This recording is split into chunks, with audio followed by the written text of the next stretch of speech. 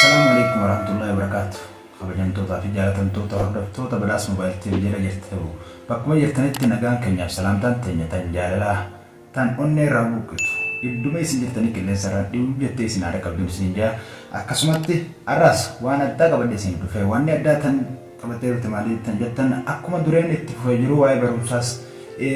eegalleen dhaabnee jechuun haratti akkuma itti fufnetti jirraa waan ta'eef waa'ee barumsaa irraa barumsa kam jettanii yaada keessa kan galtaniif barumsa akkuma beekamu barumsa barannee turre karatti dhaabne karatti kan dhaabne kun barumsa maaliif yoo barumsa hedduu barumsa application akkasuma barumsa Facebook akkasumatti immoo barumsa baay'eedhaas fiidachuu barumsa kana keessaa kan ati barsiiftu hedduudha kana keessaa isa kamii kan jettanii barumsi nan barsiisu dhugaa akkasumatti hedduudha dhuguma akkasumatti barumsa kana keessaa waa'ee gama hortee Oromoo raayii jechuu kan inni irraa isiniif irra deebi'ee isin barsiisuu deemu kan amma duraa karatti kan dhaabne itti fufee jira jechuu ammaas hin dhaabne har jira waan ta'eef akkuma itti fufnetti jirra waa'ee hortee Oromoo irraa bakka irra geenye dhaabne isin beektan namni hundi keessanuu ni yaadatanii jechuu kanaaf eessa dhaabne kan jettan mee kan yaadattan kana dura yaadattan yoo jiraattan komentii godhuu dandeessanii kanaaf bakka itti dhaabne akkuma waa'ee hortee Oromtichi meeqaralee lama dalee lameen Boronaa fi Bareentoo enne sanirraa tokko dura barsiisuu eegalee jechuu kan inni barsiisuu eegalee Bareentoo jechuu Bareentoo ilmi Oromtichaa meeqaralee kan jedhu Bareentoo ilmi Oromtichaa shan dalee shanan osoo hin deebisne mee dafaa kan as daliirtoo jiraatte komentii gootaa jechuu kanaaf shanan Bareentoo dalee Xumugaa Murawwaa Humbannaa Karrayyuu fi Qalloo jechuu kana ammallee osoo hin daganne osoo naas dura deebisee yoo ta'es kanaaf barachuu qabdanii jechuu kan itti aanu kana barsiisee kan itti aanu kan hin barsiisee kanaaf Qalloo ilmi Bareentoo qotu sun meeqaralee kan jiru ture Qalloo afur dhale kanaaf afran Qalloo maaliif jedhanii hiika isaa illee dubbannee turre kanaaf wanni inni afran Qalloo jedhaniif maalii kan jettaniif afran Qalloo inni jedhaniif waan afur dhalee jechuu afran Qalloo kan inni jedhan kun eenyu fi eenyu kan jettaniif mee dafaa deebisa kanas jala jirtan kanaaf isiniif nima jechuu kanaas ala daga oborraa baabbilee jechuu ala dagaa fi oborraa baabbilee jechuu kanaaf akka isin jalaan bannetti qabattanii jabaattanii waan kana waan dirqama Oromummaa namni Oromoo ta'uu qofaaf faayidaan qabu jechuu waan hortee isaa waan namni hin beekne inni Oromoo irraa miti iyyuu jechuu kanaaf hortee isaa dirqama beekuu qabaa kanaas kan barsiisee xumureetiin jira jechuu har'a kan hin barsiisuu deemu akkasumatti daga meeqaralee oborraa meeqaralee baabbilee meeqaralee kanarraa hanga tokkorraa isin barsiisuu deemaa jechuu kanaaf hamma xumuraa keenya yookaan qophii keenyaatti nu faana akka turtan isin affeerree jirra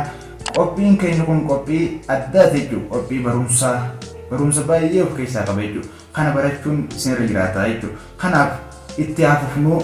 viidiyoo kana laayikiidhaan jalqabaa akka nama biraa obboleessa keessan kan hin beeknetu jira waan ta'eef isin warri beektan illee obboleessa keessan kan hin beekne san bira akka dheeytuuf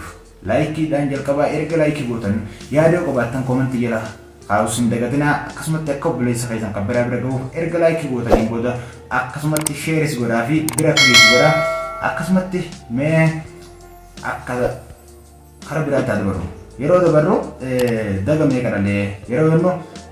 ani isin beeku mee komentii ani gootanii kanaaf qabeettus yoo jiraatte asumaan sheer gootaa beektu kan beekneef dagaas sadii sadeen inni dhalee kun sadii jechuu qofa malee hin beeku amma kanaaf sadeen inni lees ogguu namni isin gaafate dandeessanii noolee yaarsoo huumee jettanii akkana qabattanii deebisuu qabdan yeroo namni isin gaafate yoo namni isin gaafate ati ifiifuu gosuma tana asitti galta yoo namni isin gaafate garuu hin beektu kanaaf baruu qabdaa jechuudha noolee yaarsoo huumee jechuudha kanaaf oborraan huumee qadalee kan dabarru jechuudha kan ala wanni dhiiseef ala waan baay'eef keessaa qaba isa yeroo takka irratti viidiyoo takka matatti yookaan isa qofaaf qopheessee isin biraan ga'a jechuudha ala warteensaa hedduudha waan ta'eef naatu isin biraan gaasa illee qophiidha rakkoon qabu kan oborraatti dabarra jechuudha oborraan meeqaralee oborraan sadii dhalee jechuudha oborraan sadii dhalee sadeen inni dhalee akka meettanii kan gaafataniif jechuudha sadeen inni dhalee oborraan akkichu bille dooranii jechuudha sadeen kana jechuudha kan oborraan dhalees kanaaf hin dagatinaa jechuudha hin dagatinaa sheer walii godhaa akka nama bira gahuuf jajjabeessaa waan kana waan barumsa horteetii nama bira illee akka gahu isin taasisa waan ta'eef jajjabaadhaa amma xumuraatti itti fufaatiin deemaa waan ta'eef kanaaf itti fufaan sinjaa baabilee meeqa kan jetanii baabilee sadii ilalee gaantub hawwiyyaa hawaasilee jira jechuudha. Gaantubii fi hawwiyyaa hawaasilee kan asirratti galmeessinaa irratti yookaan hortee irratti akka barannee dhaallee jechuu isin dhaalchisu waan nuti jechuun amma barumsaan nu bira jirurraa isinii oduudhaaf qophiidha. Kanaaf hortee teessan barachuun dirqama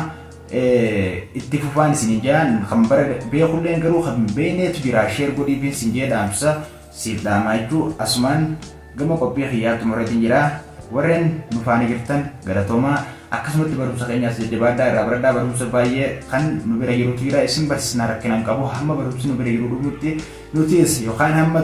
addunyaa jira tanatti isin barsiisuudhaaf qophiidhaaf waan beeknurraa wal barsiisuun dirqama nurratti. Kanaaf viidiyoo kana sheer akka nama bira ga'uuf sheer godhiin kan beeknutu jira waan ta'eef akka baratu jajjabeessi sheer godhiin finsinjaa waan dhufaan turtaniif galatoomaa hamma qophii dhufuun qophii ajaa'ibaa qabanneetti kan dhufnaa